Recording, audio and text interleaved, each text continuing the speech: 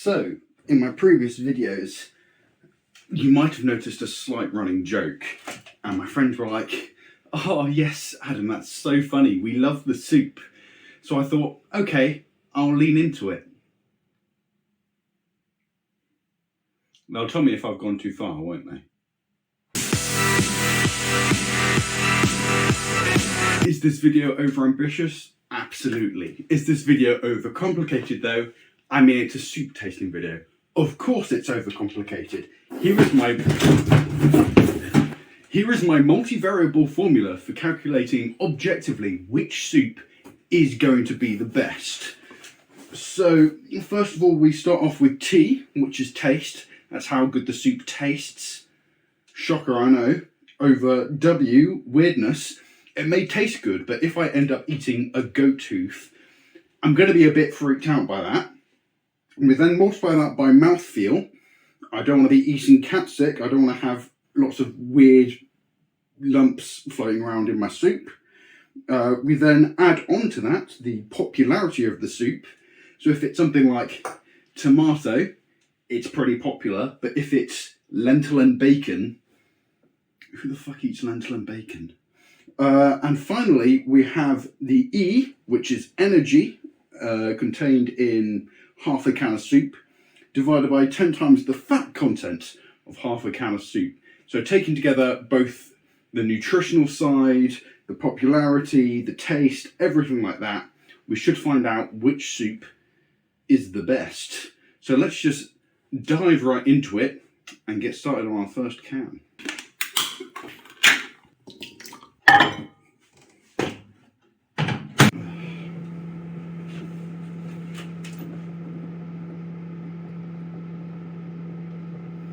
I don't really know what to do while we're just waiting for it to heat up, so how's everything with you? Been having a nice day? Nah. I can't really talk to you when you're watching this. It doesn't really work, does it?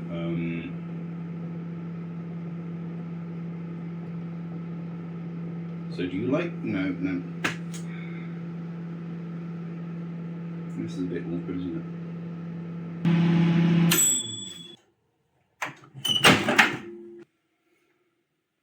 it? Alright then, here we are. Our first soup, the glorious first one, is spring vegetable. I'm just going in what order I stacked them because I can't be bothered. But let's see what spring vegetable is about. It might be called Heinz spring veg, but it's a firm favourite all year round, filled with a vibrant medley of carrots, peas and swede. Is this where Avicii went? Alright, first up, the taste test. Let's see how this goes.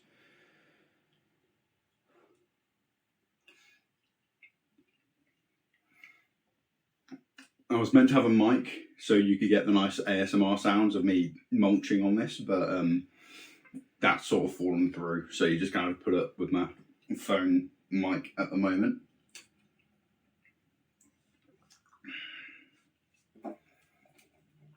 It's not bad, but I mean, it's not great either.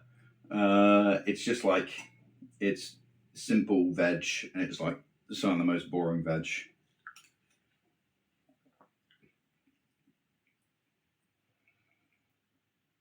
Yeah, it's not really doing that much for me. So on the taste front, this is a scale of 1 to 10. I'm probably gonna have to give spring vegetable, I don't know, like a 5, I'd say. Mouthfeel is up next. If you can't tell, I can't really hold it up to you, but you can see it's very liquidy with lots of bits in it.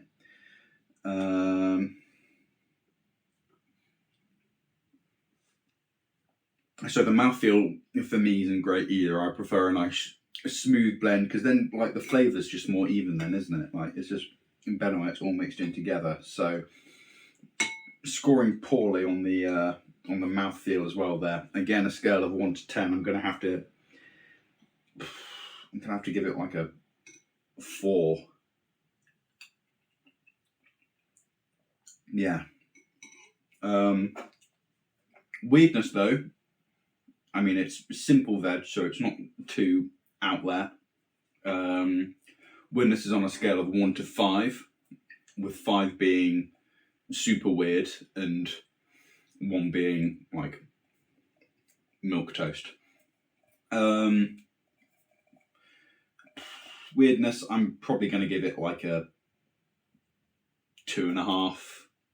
Like, it's a bit more of an exotic veg, so it's a little bit weirder, I guess.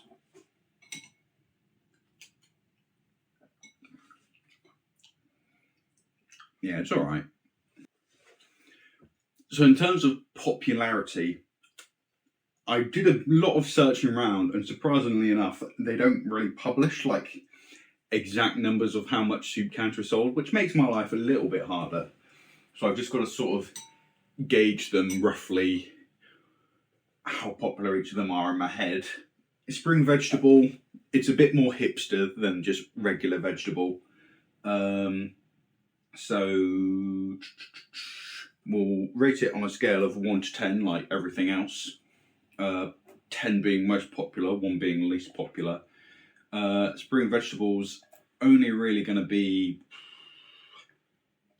like a 5, let's say. And then we're onto the nutritional stuff, which luckily they're very handy with. So half a can of soup has 73 kilocalories and 0.8 grams of fat. So plugging everything all together into my handy little calculator I've got here. So we come out with a value of 22.1. I'm going to round it to the nearest decimal place because I'm being accurate, but I mean, what are you going to do? You're going to go back in time and stop me when I make this video. So yeah, respectable. It's quite healthy, which has helped bring up its things quite a lot. It's very low on fat and that sort of thing, and you can tell because there's just no substance to it. It's mostly liquid, which is why the mouthfeel is a bit poor. So I mean,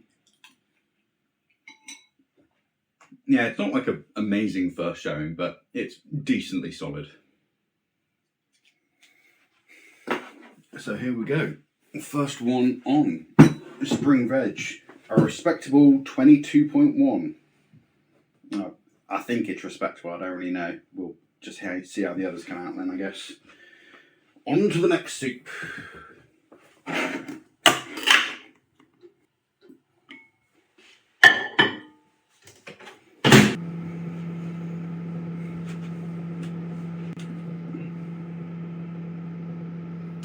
So back at the table again, just waiting.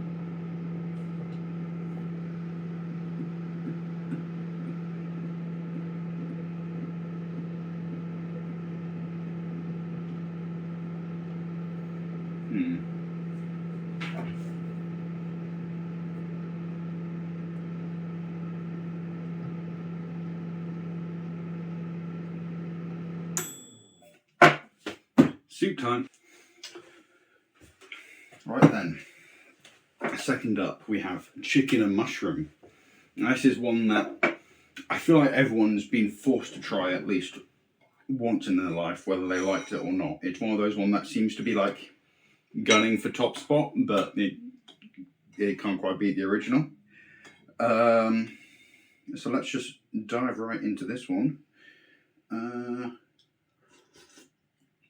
It's still hot. I'm going to let that cool down some more while I read the back of this. It's the little things that warm the heart, like the wonderfully savoury pieces of mushroom and tender chicken that swirl together in this silky blend. Well, it is certainly a lot smoother than the spring vegetable. It's nice and smooth, consistent with just a couple of little lumps of mushroom and chicken in there, but it's all very finely diced and there's not that much of it. So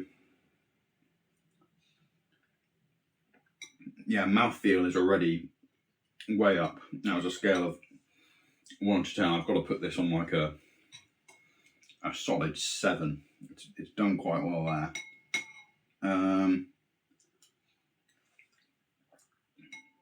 Taste wise,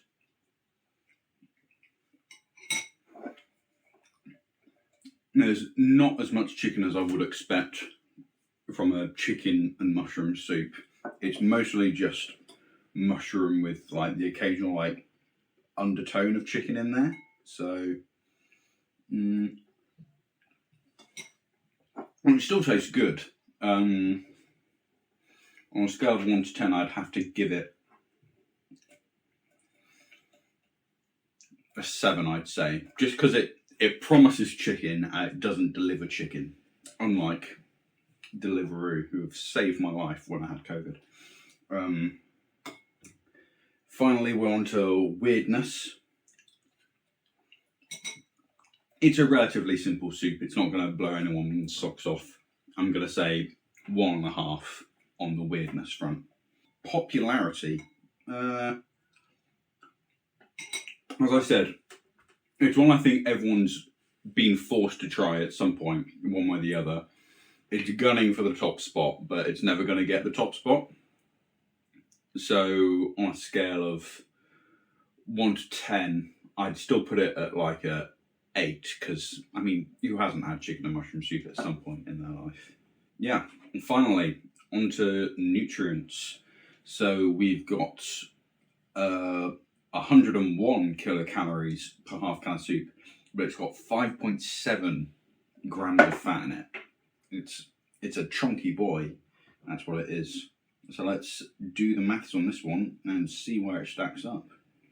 So plugging in all those numbers, we get a final score of 42.4. It's completely overshadowed like spring vegetable. Cam's over there now, but it's destroyed it. I thought that had a respectable like score before, but this has just suplexed it straight through the fucking roof. And so yeah, it's a solid, very solid score for chicken and mushroom now, looking back at it. Yeah. On to the next one.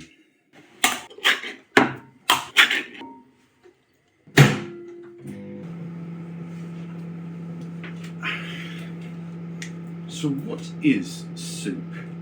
Soup is primarily a liquid food. Who would have guessed that? Generally served warm or hot, but may be cool or cold if you're a psychopath. That may be made by combining ingredients of meat or vegetables with stock, milk, or water. I mean, it's how you think soups are made, really. It's not that hard. Hot soups are additionally characterised by boiling solid ingredients in liquids in a pot until the flavours are extracted. So that's easy enough. Soup time.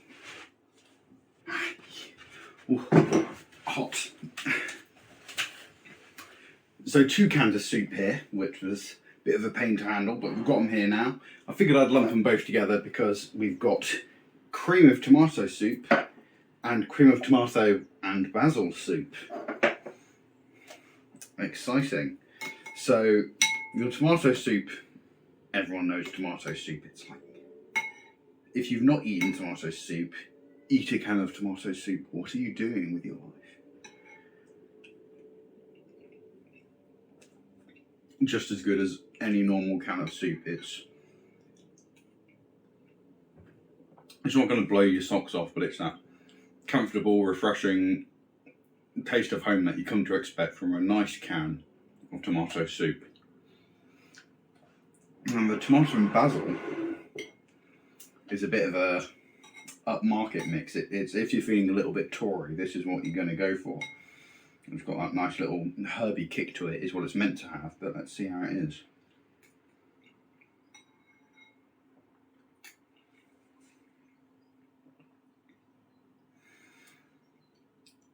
It is a very nice, very nice. I am slightly Tory for liking that, I guess then.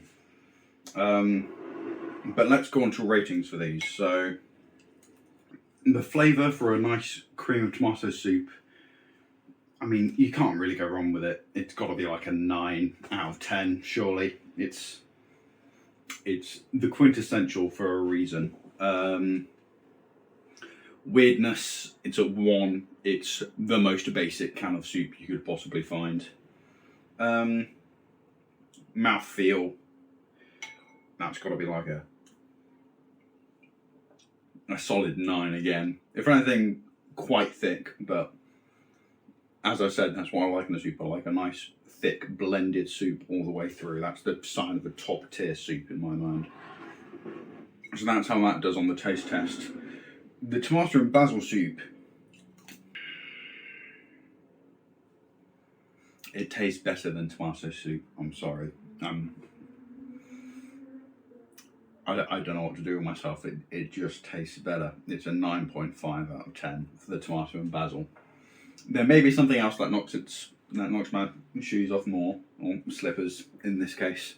So that's why I'm putting it at a 9.5. So yeah, it is, in my mind though, better than a tomato soup in pure taste.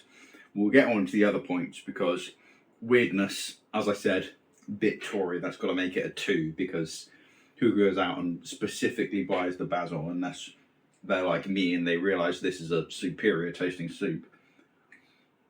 They want to flex that they can afford to put that little hint of basil in it. The one issue with it though is they've made it a lot waterier. I don't know if it's just because I've heated them up slightly different. I shouldn't have done. I put them in the microwave for the same amount of time. But it is runnier than a cream and tomato soup, like a fair bit runnier. Like, if you look at that. It comes on quite well, whereas that one is a lot thicker. You probably couldn't see that on the camera, but hey ho. I'm double dipping between the two of them. But yeah, mouthfeel on this one, because it's a lot waterier. And the bits of basil do get stuck in your teeth. Like, if you had the entire bowl of this, which I will have, I'm not letting all this perfectly good soup go to waste. It's going to be a bit of a pain to pick it all out your teeth. Which, combined with the wateriness, I'm going to have to give it just a 7 on mouthfeel. It's not quite as nice as I want it to be. I'd want something, personally, a little bit thicker. Popularity. Tomato soup's got to be maxed out. It's a 10 on popularity. It's the most iconic soup. I mean, there's paintings of tomato soup. What?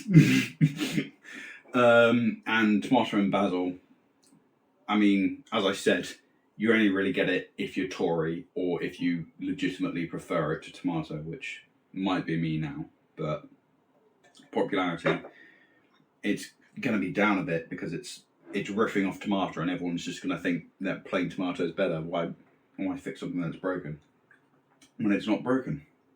So yeah, popularity on this one I'm going to have to say is like a 5. Like, I can't imagine people going out and buying this very much. Maybe even a 4. I may give it a 4. Then we're on to the nutrients part. So the energy in a regular tin of plain tomato soup is 102 kilocalories, and in tomato and basil it's 116, so it's waterier, but it has more stuff in it. I don't know how that works. Regular cream of tomato soup, 4.3 grams of fat, and tomato and basil, 6 grams of fat. That is one chunky boy for something that tastes waterier and doesn't seem quite as filling. But hey, that's the way things go. Let's see, in the battle of the two tomatoes, which one has come out on top then. So, the results, when we plug them into the ultimate soup testing formula, we end up with tomato soup, the most iconic soup, on a massive 93.4.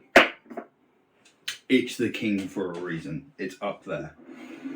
And the usurper, the tomato and basil soup, it's a 39.2. The thing is, it's because it's riffing off the tomato. It just feels inferior, and that's why it's not as popular, the weirdness is up on it. It's just, if you're going to make an iconic soup, if someone's already done 99% of the work, they're going to get the credit for it. Whereas tomato soup, if you're going to blow me off with a flavour, it's got to be a bold, new, innovative one that's going to take the world by storm. So a disappointing show for tomato and basil there, despite the fact it's the best tasting soup so far. Let's just see where we go from here with our next soup. So let's find out a bit more about the history of soup, shall we? Evidence of the existence of soup can be found as far back as 20,000 BC. Boiling was not a common technique until the invention of waterproof containers, which probably came in the form of clay vessels. Animal hides and watertight baskets of bark or reeds were used before this. To boil water, hot rocks were used. This method was also used to cook acorns and other plants. Imagine being like a caveman back then, like you've been out all day, you've been hunting mammoths or whatever you're doing, your best friend Bert has just been murdered by a saber-toothed tiger, you come home back to your tribe, you've been working all day, you come back, you go up to your lovely wife and you say, honey, it's been a terrible day, I need some sustenance here, what have you been working on while I've been out hard away trying to hunt for mammoths? And she turns around and looks you square in the eye and says, yes, I boiled you some acorns. I would not be happy. But it is soup time. Here we are, soup number 5. Chicken and sweet corn. A pairing that deserves its place in the Soup Hall of Fame. We'll be the judge of that. Succulent pieces of chicken married together with delightfully juicy kernels of sweet corn. Now, I must be honest, although this is a famous flavour, I can't ever remember having this soup before. So this will be a learning experience for all of us together. There seems to be a lot more chicken in this than there was in the chicken and mushroom.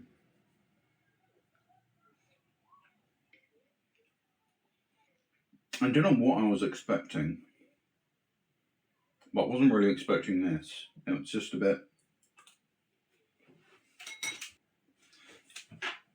I'll be honest, it's a bit bland. I was expecting more, like with the chicken and mushroom, for example. Like you've got the mushroom providing one layer of flavour and then the sweet corn play another. Whereas this one, it seems like the chicken and the sweet corn is almost fighting each other. So it's not a very good balance. And the soup itself doesn't have much chicken flavour to it. It's relying on the bigger chunks of chicken that are in this, which I guess is why with the other chicken and mushroom, you sort of had this thing where the chicken and the mushroom were already married in the soup, whereas this, it's like a sweet corn soup, but they just chucked chicken in it at the last minute. So honestly, for me, this is a bit lackluster. Taste-wise, I mean, it's a 5. It's serviceable. It's got multiple layers going on, which I like. It's not doing them very well, but it's got them going. Weirdness, it's something that should work. So, like, it's not an uncommon pairing. So, I guess it's not that weird. I'm gonna give it a 2 for weirdness. Mouthfeel, it's whole bits of sweet corn and whole bits of chicken, so the chunks in it are quite large. But luckily, unlike the vegetable soup, the rest of the soup around it is quite thick, like the liquid itself is quite thick. And so it's a little bit better on mouthfeel, I'd say. I'd have to go for a 6 on mouthfeel for this. Popularity. Although I've not had this, as it says on the can, this is a relatively common pairing for soup. So popularity, I have got to bump it up a little bit for that. I'm gonna give it a 7 for popularity. I don't know why it's this popular. Like 3 of the 4 other cans of soup I've had so far have, in my mind, been better than this. But hey, energy, 121 calories per half can of soup. This is the most energetic soup so far. It's almost jumping out the bowl, you could say. And fat, 5.9 grams. So relatively high on that as well. But we'll plug those numbers in and see what we get. So we've crunched the numbers, and unfortunately, it's not come out well. If we look on the big board so far, you'll see that it's only managed a 24.1. If it wasn't as popular as it was, it would be the worst one here so far. A very poor showing from chicken and sweet corn there. Not happy. But maybe we'll be redeemed with the next soup.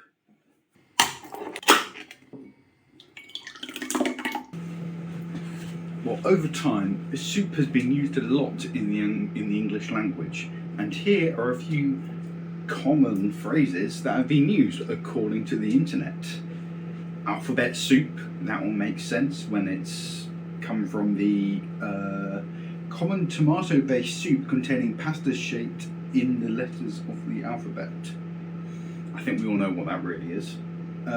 Duck soup, not heard of that one before. A simple soup stands for a task that is particularly easy. Remember, these are common phrases. From soup to nuts means from beginning to end, referring to the traditional position of a soup as the first course in a multi-course meal. And tag soup, which is apparently a meaning for poorly coded HTML. I used to code HTML in the past, but now it's just some that I used to know. Oh, that's such a terrible joke. You can tell I'm friends with computer science students, can't you? Soup time. Here we are. Things are about to start getting a bit weird. We're on to mulligatawny soup. Now, if you're not from Britain, I don't know if you have this, because it's definitely something that only Britain has, really. At least in my mind. Why would anyone else bother with this? Revealing big beefy depth. Heinz, what are you doing?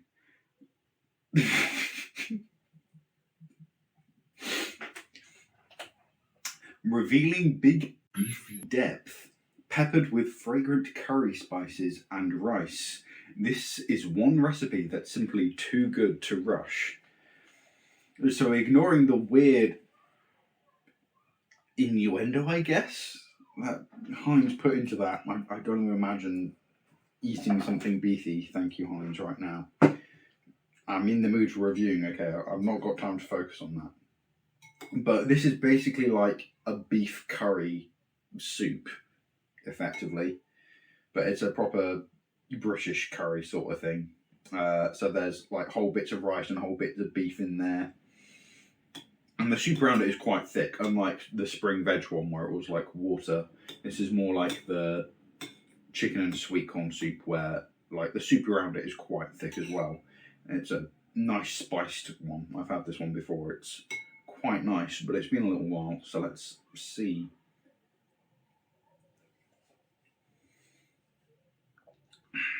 I did remember it being good. It's a little bit sweeter than you'd expect for being a curry.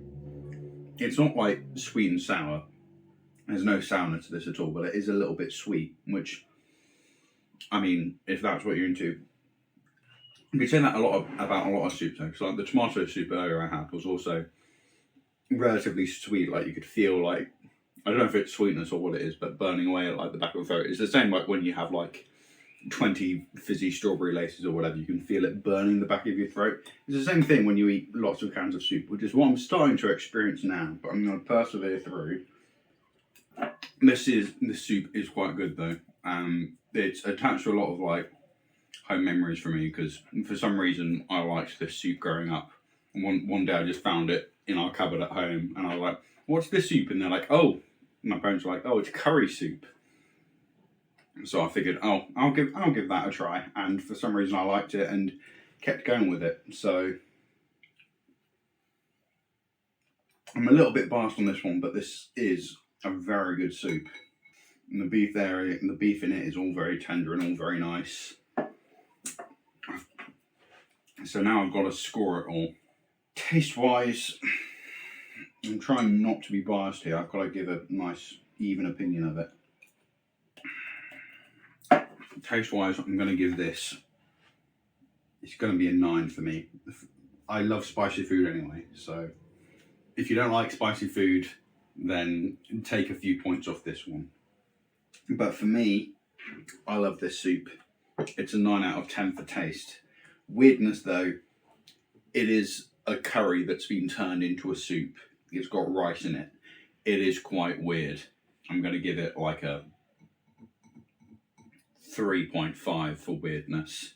It's not the weirdest thing out there, but it's, I'm going to give it a 4 for weirdness. It is relatively weird, and especially for the wording Heinz put on the back of this can, it definitely makes it a 4 for weirdness. Mouthfeel, unlike the chicken and sweet corn, the bits in it are softer, so it's easier to chew. But the rice does, because of that, the rice is like so easy to chew, it turns a bit into mush, which isn't the best mouth feeling in the world. So I'm going to give that probably a 6 for mouthfeel. Popularity.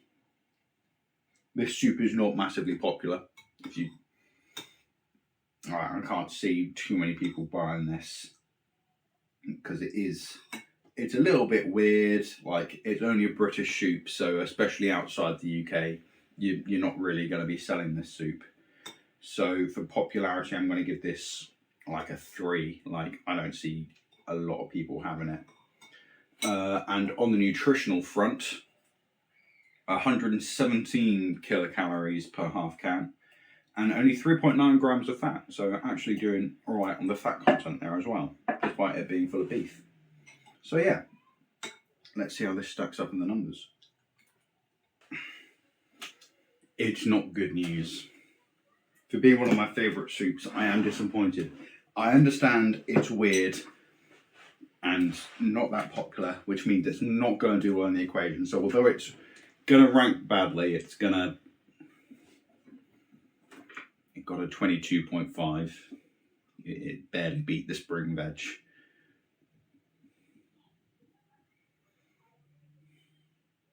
I can't have done the equation wrong, could I? No, I can't have done. Next soup. Let's see what some lesser known history facts. In the late 1100s, it was believed soup contained magical properties and was known as the nectar of God. In 1268, during the fall of Antioch, several cans of soup were stolen by the invading Mamluk army and held for ransom, prompting the Ninth Crusade. This was an attempt made by Lord Edward, future King of England, to rescue the cans of soup and have them returned to the Vatican for safekeeping. After the campaign ended in a defeat for the Crusader army, the Lord was quoted, "Yeah, they had us in the first half, Chief. Big shame, but hey, that's life. I think them trying to assassinate me was a bit rude, though." I don't think Wikipedia is the most reliable source.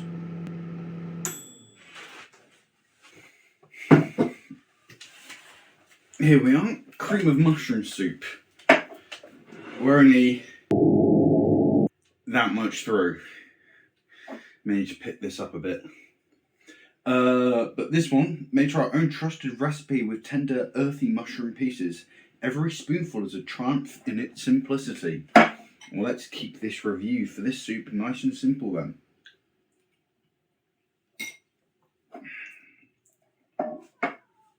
It's certainly smooth and creamy.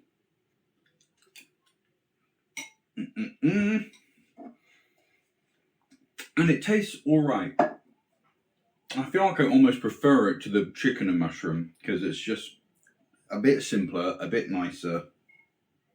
It's not getting too caught up in trying to be lots of things. It's a plain and good, honest, simple soup. Just trying to make its way in the galaxy. So I'm going to give this a taste score of probably an 8. A weirdness of 1. It's just mushroom. Mouthfeel, I'll give it a solid 8. It is extremely creamy. It gets stuck to the spoon.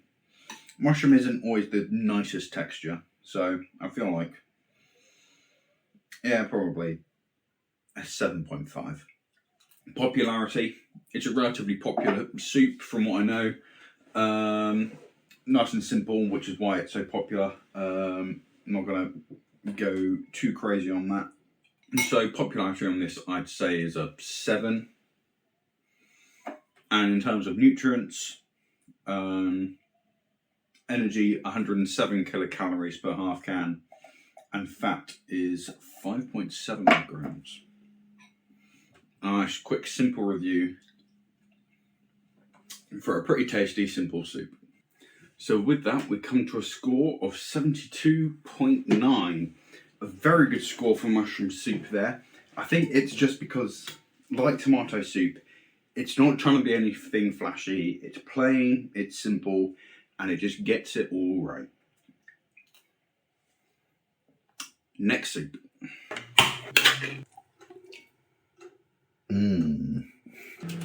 God, I'm starting to get full. I should not have promised to eat every single whole can of soup. I'm not going to get through all these, am I? Just want it to stop, please. No, more soup.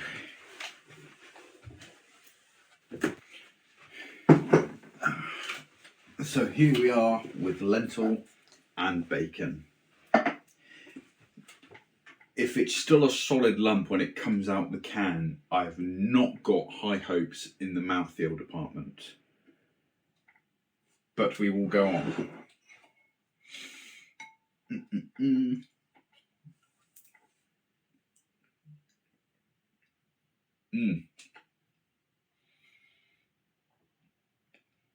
That does not feel right in my mouth.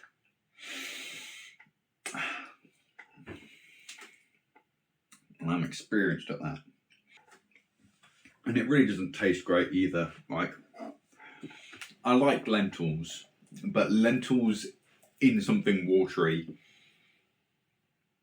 it just doesn't work. It's just complete mush. It says there's bacon. I can't really taste any bacon. I don't know if I've just not found a bit with it yet. Oh yeah, there's like little bits here and there, but they're so small and they don't taste of anything. The bacon should be the nice smoky bit that gives it that little edge, and it is bland. Very poor score for lentil and bacon soup, I'm afraid. Taste wise, it's a 3. It's really not that good. It's bland, and the bacon doesn't taste like bacon. There's no real spiciness or herbiness to it, so you don't really get much of a kick of anything.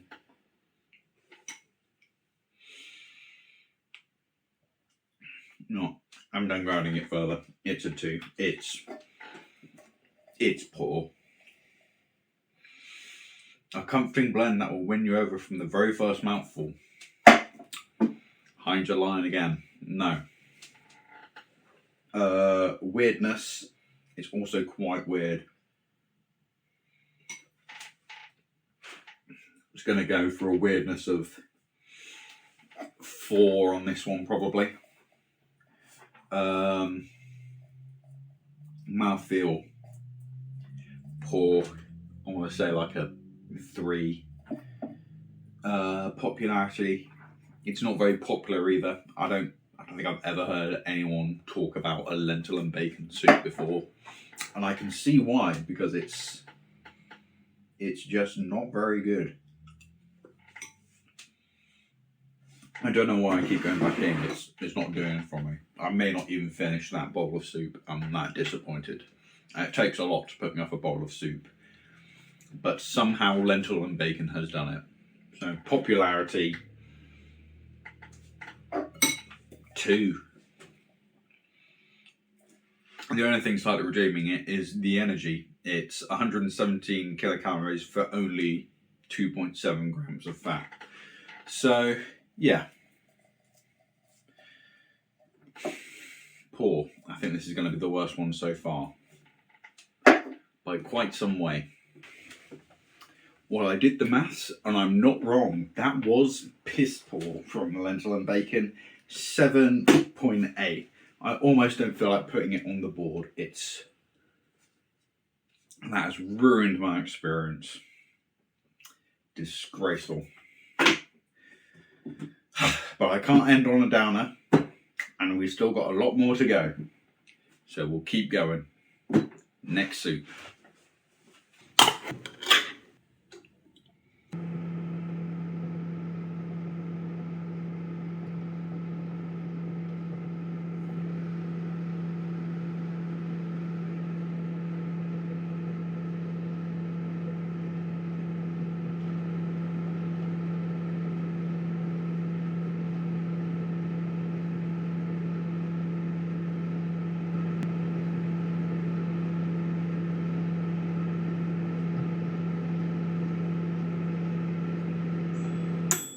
Soup time!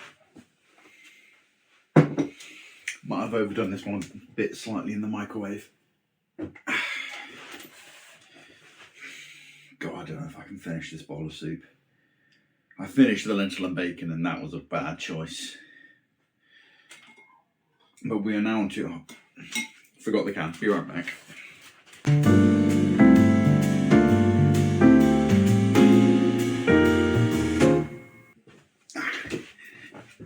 Here we are. We are on to oxtail soup, which presumably uses the tail of an ox.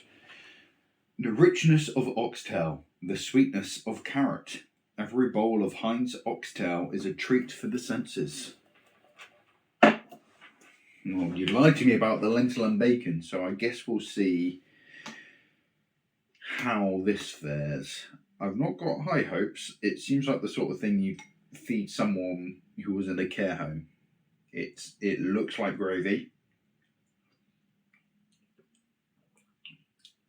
It tastes like gravy. And not great gravy either. It's weird. It's like almost tangy gravy. I don't know if that's a thing, but that's certainly what I'm tasting now. It's I'm definitely getting beef. They've not lied to me about that. And it is this just black, well, not black, brown, but a very dark brown. It is just a bowl of gravy. It's thick gravy with carrots and beef in it. Someone has just put a Sunday roast into a blender and stuck it in a can. That doesn't mean it's terrible, but something about it tastes off. It's almost as if they cooked the roast dinner, they put it in the can, and then they forgot to seal it for a couple of days before then sealing it and sending it off. Something in this doesn't quite taste right. I don't know what it is. It's almost like bitter in a way. It's this weird aftertaste. I've got to give it like a 4, because the initial taste is good. Like, it's beefy gravy, like you can't go wrong with it. Initial taste is good, but that aftertaste is, I don't think I've ever had anything with an aftertaste quite like it. So yeah, that's weirdness. It uses the tail of a cow or ox, or are they the same thing? I guess they're pretty much the same thing. But it uses that in this, so that's weird. And yeah, like the concept, like it's a gravy soup, which is weird. So that's got to be I'm gonna say a 3.5 on weirdness. Mouthfeel though is decent. Like the texture is good. The bits of beef are alright. They're not quite as good as the.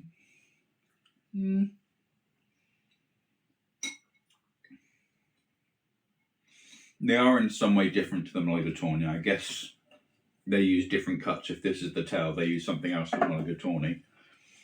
I might be wrong. It might just be this soup is deceiving me, but the beef in this doesn't taste quite as nice and doesn't feel quite as nice.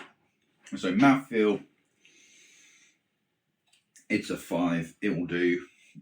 Now here's the thing with OAPs or something like that. I imagine they go hog wild for this.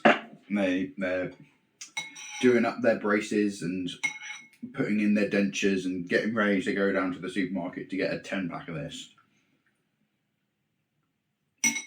But I don't see why anyone else in their right mind would buy this soup.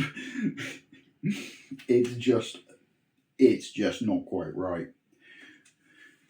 So popularity, I guess it's going to be like a 5. Like there are certain people who are like, oh no, this is going to be a soup staple. Everyone should have a couple of cans of these for when the bombs fall. And others would just look at the name and be like, what is that? No, get out of here. So I feel like that score is pretty acceptable for it. Energy wise, 89 kilocalories, 1.2 grams of fat. So, alright, not too bad. Let's see how that all adds up then when we put it all together. I imagine the oxtail is going the way of the dinosaur. Well, I wasn't wrong. The score on it was not very good. It was only an 18.1, which is actually somewhat surprisingly the second lowest one. It was beaten by Spring Vegetable and some of the others that were, in reality, not that great. I think just the fact that it's a very weird soup and the aftertaste is so weird, that's why it's dropped down so low. But looking at this glass, I have a feeling I'm about to go into a food coma. I've done 9 cans of soup. I've got 10 to do at some point whenever I wake up from this food coma. I think I'm going to go pass out on the sofa.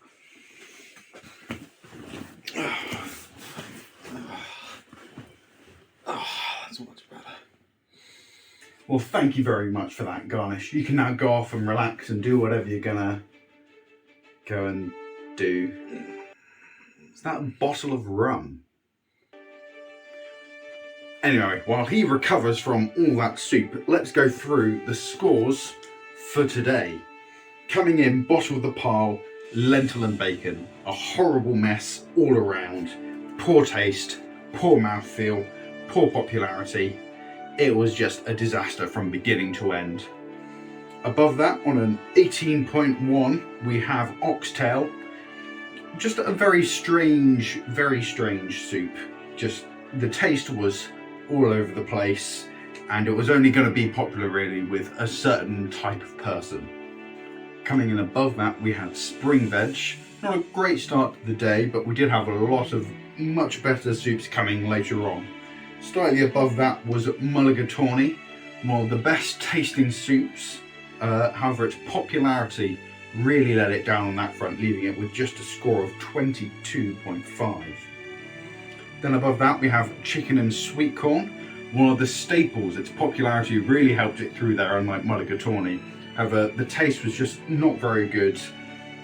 Really stuck with just the chicken and sweet corn not really blending together. Much inferior to the other chicken and vegetable option that we tested today. So above chicken and sweet corn we have tomato and basil.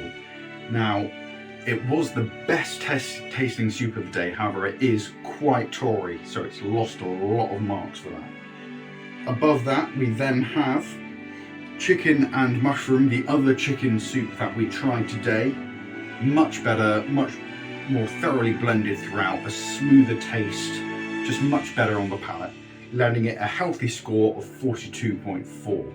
Above that, we then had mushroom, a plain, simple vegetable doing its best to work its way up and get a very good score of 72.9. However, the undisputed king from today was tomato soup, with a whopping score of 93.4. It's going to be hard for any soup to beat that tomorrow, but I guess we'll just have to wait and see how it all turns out. See you then.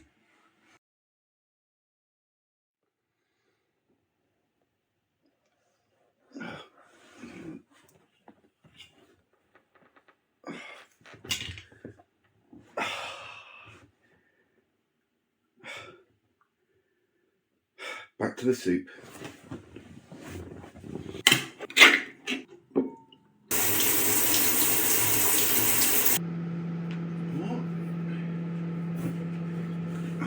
I think drunk food coma garnish got a bit carried away. He's committed sacrilege. The equation is life. There we go, fixed it. Well, here we are with our first soup of the day, cream of chicken soup. We've already had chicken and mushroom, and now we're completing it all. I think it's our final chicken soup as well. So we're going to savour this one. That is quite good. So taste-wise, I mean, I've got to be giving this like a 8.5, I want to say. It's pretty up there. The taste is balanced well. The bits of chicken taste like chicken, which isn't a given with this soup we found. Yeah, just nice, simple. 8.5 for taste. Weirdness, like a 1.5. It's a meat soup, so I guess it's like with no veg in it whatsoever. So I guess that makes it a little bit more weird. And mouthfeel, I've got to give that like an 8.5 again. It's very good. I don't know how much I've had just chicken on its own before, like just cream of chicken soup, but I really do like this one, not gonna lie. So yeah, solid score on the taste front.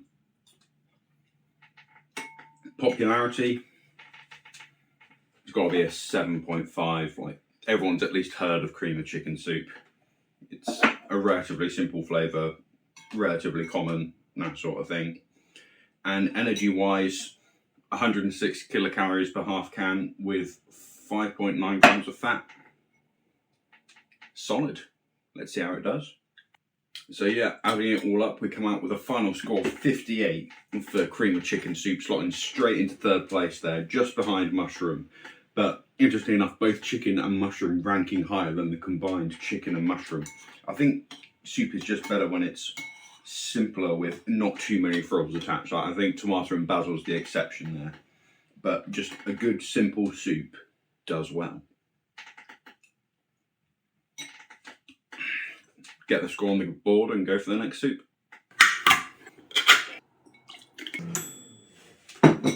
So here we are with the next soup, carrot and coriander. Now apparently to some people, coriander tastes like soap. And to those people I say, you're weird. It's just carrot though. There's like hardly any coriander in this. I'm barely getting like a hint of it. Maybe I'm getting like a tiny bit, but it's mostly just like overpoweringly carrot. It's not bad, because I mean carrot tastes good. It works well on the soup. It tastes nice. But it is just hot blended carrot with like maybe if you didn't say coriander was in it, I wouldn't know coriander was in this. So a bit poor on that regard, but it still tastes alright. I could eat a bowl of this quite happily on the taste front. So taste wise, I'm going to give this like a 6.5, let's say. Weirdness, it's a 2, I guess. like carrot on its own would be okay, but with the coriander as well in there, that makes it a bit weirder. We'll say it's 2. Now here's the thing. I said when I was describing mouthfeel, I don't want it to feel like cat sick in my mouth. This is what I imagine cat sick would feel like in my mouth. This gets a 2 on mouthfeel. It tastes lovely, but the mouthfeel is so weird. I don't understand how it's like they've just stuck carrot in a blender and that's all it is, with maybe a bit of water. So it's very bitty, and yeah, it is just, it's the same consistency as sick. But it tastes a lot better, which has helped rescue it some points there. Popularity, it's a relatively popular soup. A favourite of soup lovers, according to the back of the can. So I'd be willing to give this a 7 on popularity, I think. And nutrients-wise, 82 kilocalories per half can, with 3.2 grams of fat. So it's a bit fattier than I was expecting for something that's pure veg, and it's not like a cream of soup. It's quite fatty still. But hey, we'll see how all the numbers add up. Well, the scores are in, and the mouthfeel has definitely let carrot and coriander down. It's a score of 16.1, the second lowest, which is surprising because the taste is fine, but that mouthfeel is hard to get over. It's not very appetizing at all. Bit of a poor showing there, but on to the next soup.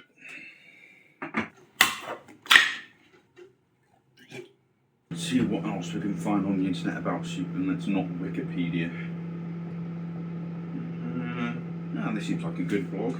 My soup obsession should be fun. Here's my personal story about my fascination with the canned delicacy. Be warned, reader, this is a cautionary tale, and once read, you may never look at a can of soup the same way again. I have ridded my shelves of all soup I owned to try and help fight off the voices in my... I think this person is being a little bit overdramatic here. Soup time! Alright, we are now on to lentil soup. The lentil and bacon was extremely disappointing. Scored the worst out of everything so far, so I've not got high hopes for this. It was the exact same consistency as the last one, so wish me luck.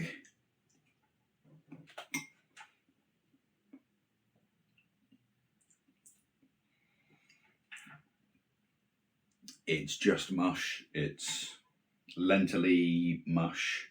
They put carrots in it to try and help it, I think.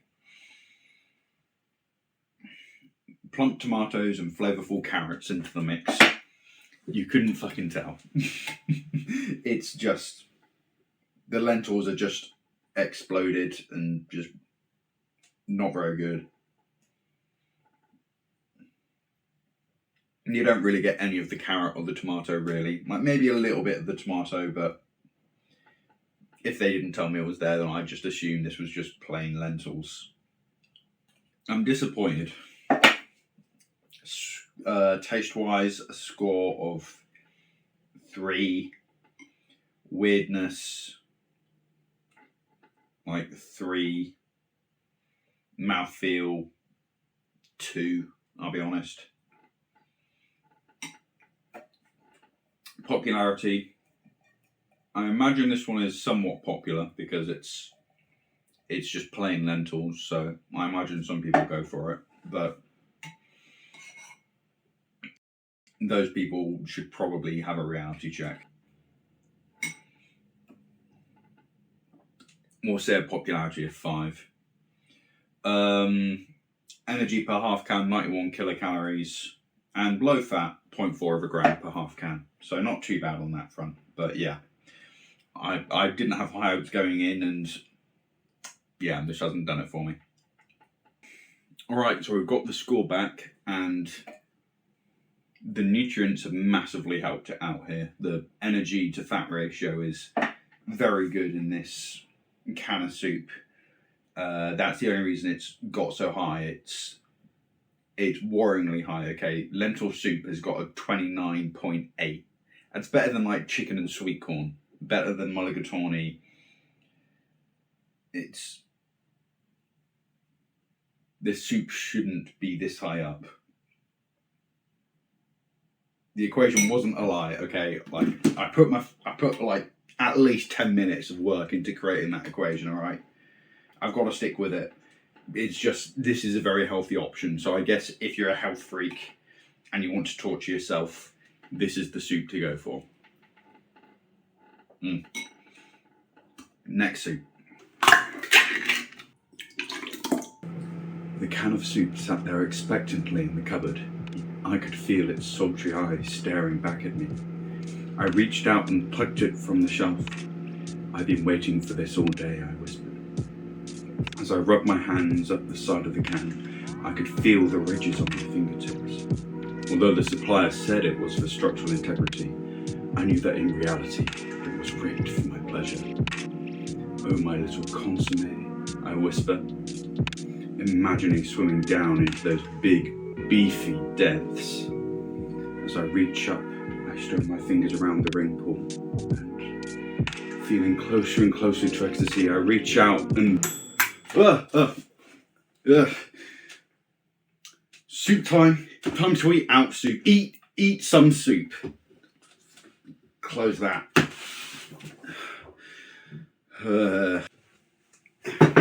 So up next we have minestrone soup. So mulligatawny was curry in a soup, and this is like spaghetti bolognese in a soup, but without the beef.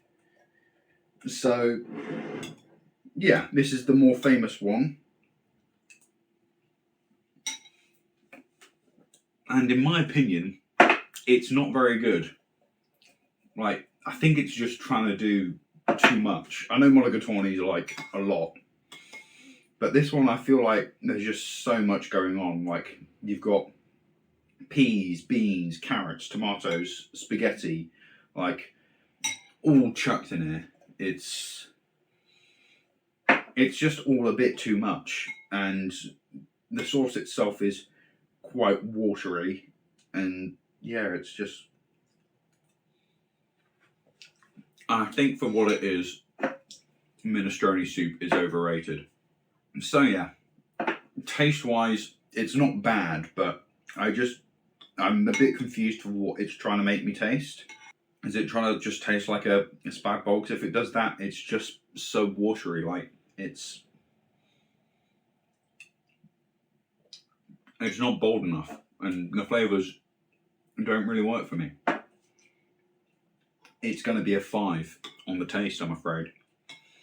Weirdness, probably up at a 3.5. It's a bit more understandable than like a... No, I'm going to say it's a 4. It's the same as a mulligatawny. Someone's seen another dish and gone, stick that in a blender, chuck it in a can. 4 for weirdness. Mouthfeel, I mean, the pasta is mush, the veg is mush, it's watery, it's not a great... So yeah, like, the mouthfeel isn't great either. That's going to be like a 4, to be honest. Popularity though, it is relatively popular, I've got to give it that. I'm going to give it like an 8 on popularity. A lot of people have this, but they shouldn't. Mulligatawny is better than this, based opinions only. And energy-wise, only 63 kilocalories per half can, but 0.3 grams of fat. So you're not getting much bang for your buck either with this. It's not very filling, or it's not going to power you through the day or anything. It's just, I don't get why people like this so much.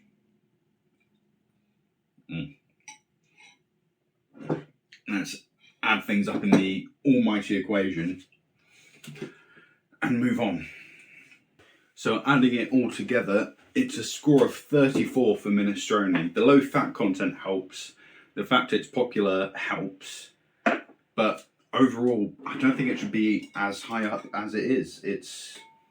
There's lots of other soups here that I've tasted that I prefer to minestrone. So, yeah, a fan favourite for some, but for me, it's just overhyped.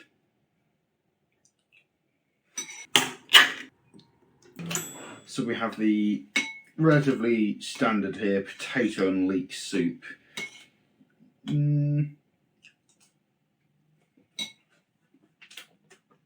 Now this one is a solid classic, and although the potato in this is always cut bigger than I'd like it to be, like the chunks are always absolutely massive, generally it's not actually too bad. Right, the leek and the potato go well together. It's a very nice pairing. The tasting is all very good. I'm going to give that like a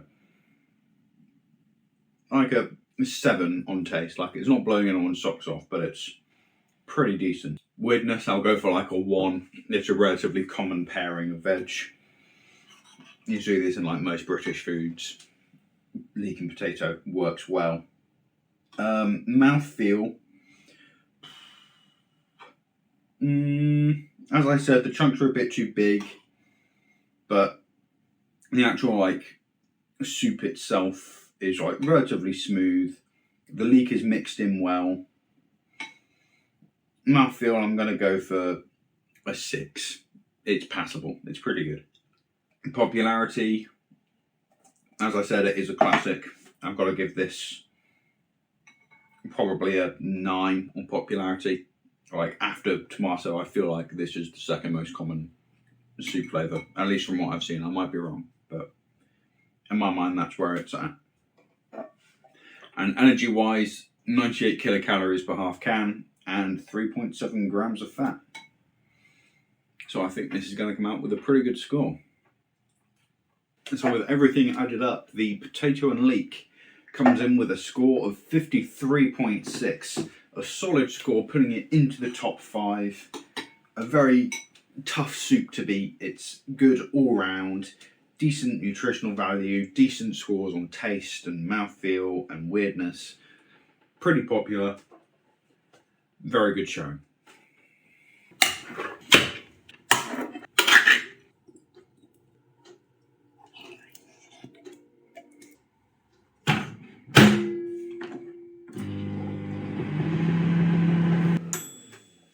Here we are, doing a little 2-for-1 with, this time, not soup, but broth. Heinz counts it though in like their classic soup range, so got to include these on the taste test. So beef broth, soup lovers everywhere will enjoy this lip-smacking blend of beef, pearl barley and potatoes. And Scotch broth, just good and proper Heinz Scotch broth, prepared with mutton, Moorish pearl barley, and a generous garnish of veggies. Garnish, very nice. Yeah. I feel like barley's that like weird staple that you don't hear so much about. Like corn, and like corn is like the common one that everyone uses. Maize is like the weird American one. Wheat is just used in everything, and barley's just sort of kind of forgotten about. But I guess this is where it gets used. So let's see how it tastes.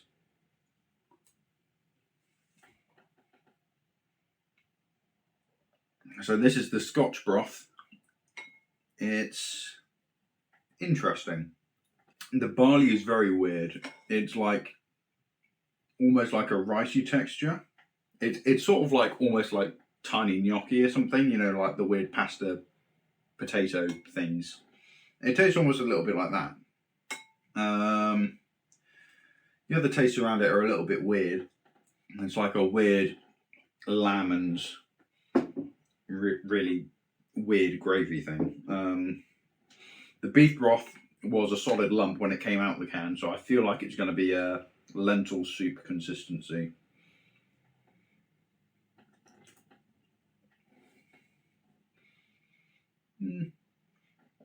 It's a bit better, and the taste is actually a little bit spiced as well. Not to the same level as like a mulligatawny, but no, these are some good flavours here. And the barley is the same as in the Scotch, so it's the weird, like tiny gnocchi things.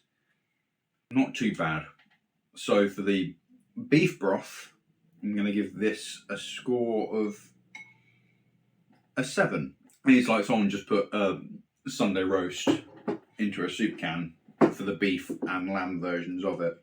But for the lamb one, for some reason, they've gone for a different style of sauce. It's like a very pale soup itself, and this one doesn't work as well for me. This one I'm only going to give a 5 for the taste. Weirdness, they're both getting like 5s. They're not soup, they're broth. So they're technically different. They've got bits of barley in them. It's weird enough that I can warrant a 5 for both of these. Well, no, a 4.5 for beef broth, a 5 for Scotch broth, because putting lamb in, I've not heard of lamb much in a soup before. Mouthfeel, neither of them are great for that. I feel like they're both going to score a 4. Because they're both very similar consistencies. And yeah, popularity, I'll put the beef broth up a little bit because I feel like this is more of a better introduction to the broth side of the family and is just a bit tastier than Scotch broth. So we'll go for a popularity of 3 and 2. They're still weird. I can't ever say I've heard anyone having any of these before. And nutrients wise, the beef broth has 88 kilocalories per half can with 1.1 grams of fat. And the Scotch broth has 79 kilocalories, so a fair bit less, but even more fat, 1.3 grams. So we'll see how the broths stack up against each other and put them down on the board. So the scores are in. It's a 17.2 for the beef broth and a 12.1 for the Scotch broth. Neither of them scoring particularly well, but I mean, they're not really soups, so I don't know what you expected there, really.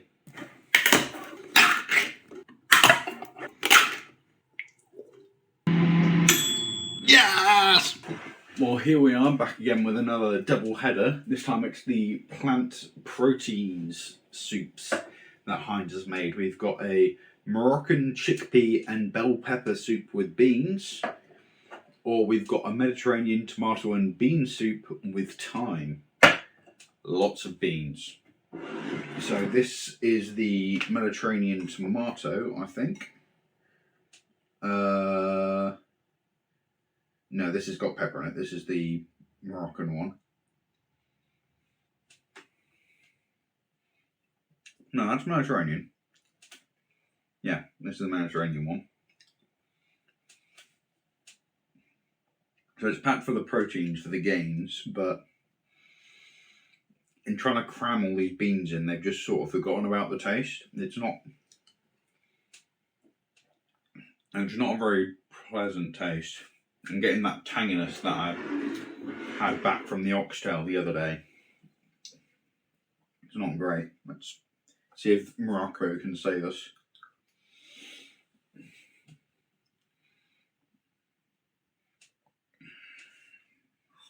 No, it's like Merzal Gabir. That's just horrific. Yeah, neither of these are very good.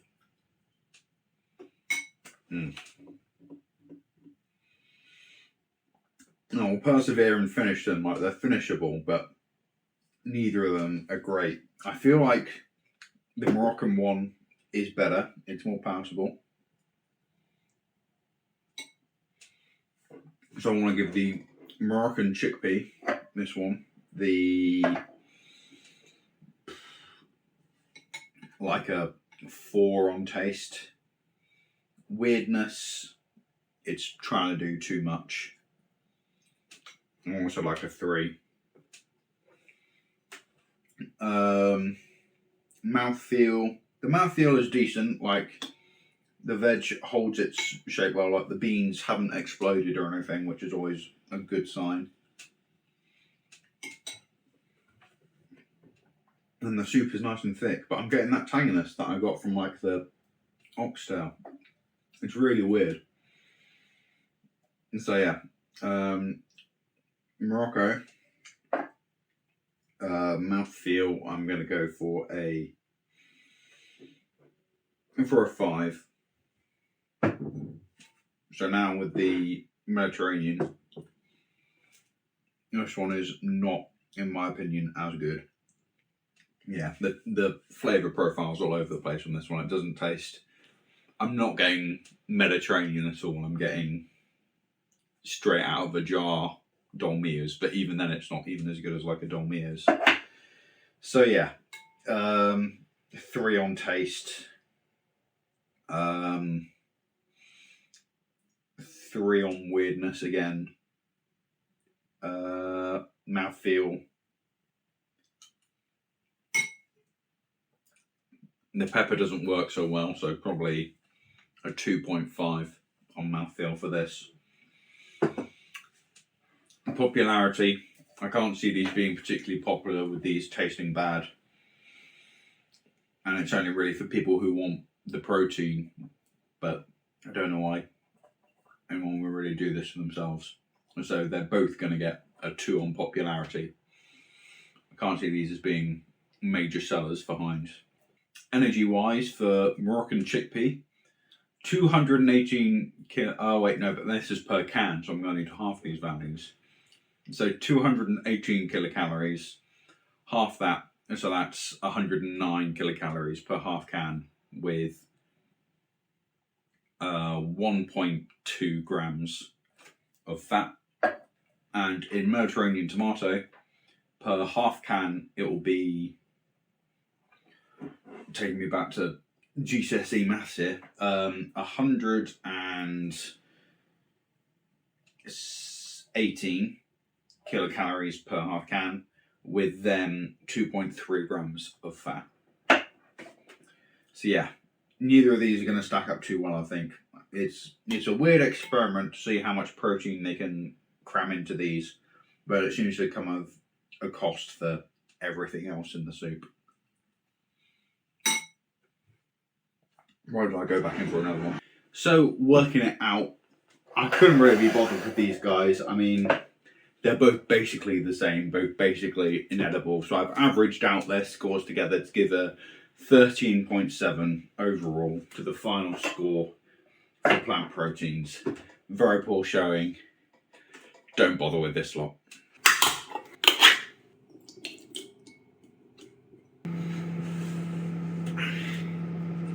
So here we are, coming towards the end of our review now, just waiting on that final soup. It's been a long journey. I've not eaten solid food for the last 36 hours now, so that's been fun. I think my body's definitely feeling it, but hey, it'll be worth it, right? I mean, I'm going to have some good soups. Hopefully this last one's going to finish me off well. Maybe it will challenge tomato, hopefully.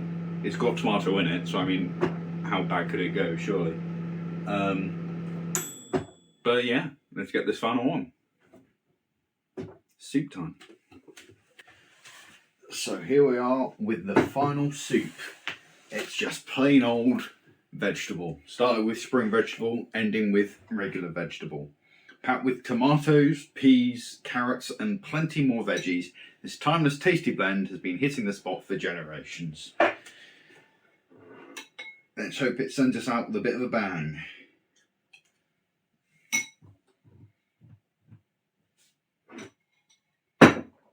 No. Oh. Why have we got to end on this? It just doesn't work, I'm sorry. The tomato with the rest of the... It doesn't work, because, like, tomatoes are sweet and everything else is savoury. So it's just... No. Very poor. I need to have another spoonful so I can actually properly gauge it, but...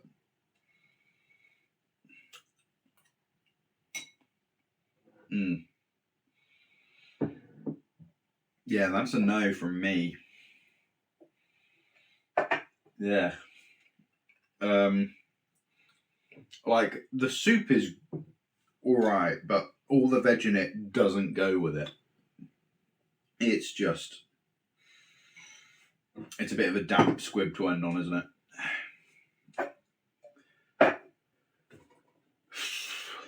taste like a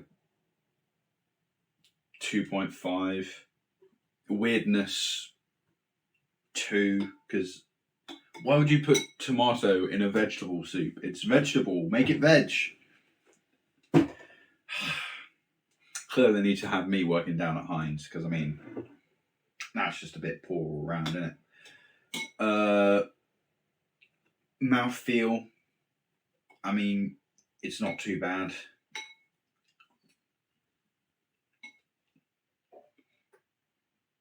There's big lumps of potato in this, which I'm not a massive fan of. So yeah, mouthfeel is going to be like a 5. Popularity, it's probably going to be disappointingly popular. Don't know why people waste their time on this one. This is not it. So many of these were better than this one. Popularity, I'm going to go with like a 6. Nutrients, 94 kilocalories per half can, 1.7 grams of fat. Let's get this over and done with and get to the final scores for tasting. Oh, why did I go in again? So the final score for vegetable is 17.8. Done. It has just managed to finish outside the bottom 3, which are the plant proteins on 13.7, lumped in together. They're really not worth your time. The Scotch broth just below that, bit too weird, bit too out there. Not going to do well at all. And bottom, the bane of my life, lentil and bacon, 7.8, only managing single figures. It's a disgrace to the name of soup. However, the top 3 we had were chicken on a 58, very good score. Above that, mushroom, 72.9. And the top one, was it going to be any other? It's tomato, 93.4. I mean, it's the king of soup for a reason. And that is that done. And we have found the best soup. Don't question my authority. These are the best soups. Be all and end all. My review of every soup is done. I've only taken a lot of mental damage. But hey, now I can go back onto solid foods. It's been a nice 48 hours without solid foods, but I got myself a nice bagel now to cheer myself up. And yeah, I guess that's that. Nah, man, can't we call this a wrap? My arms are aching. He's lying to the viewers, though. They demand a full review. I'm sorry, guys, what you said? Ignore him, he's just being fussy. I said you're lying. You've not done all the soups. No, I've done all the soups. They're all here. What are you on about? But you've not got all the classic flavours. There's organic tomato and then tomato with a hint of chilli as well. Well, I couldn't find the organic tomato soup and the tomato with a hint of chilli in it. Like, the organic one would have taken 2 weeks to arrive. And I searched online and I couldn't find the tomato and chilli one. Like, it just wasn't there. It wasn't even available on Heinz's own Amazon page. Like, so I don't know where the hell you're going to get that from. Nowhere, apparently. And that's why I got the 2 plant proteins ones. I was missing the 2 classic ones, so I got these 2 to back it all up. So that fills in the numbers fine. Well, that delivery time seems suspiciously inconvenient. Or soup-spiciously.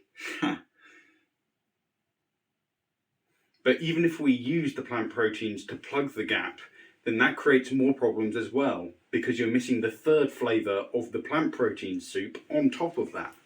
Alright, yes, I'm also missing the Thai curry one, but again, that would have taken 2 weeks to arrive, and I've been sitting on this video idea for like 3 weeks, and I couldn't be bothered to wait for a proper working microphone, could I? I've got 2 boxes of microphones here, neither of which work, so much appreciated, made my life easier.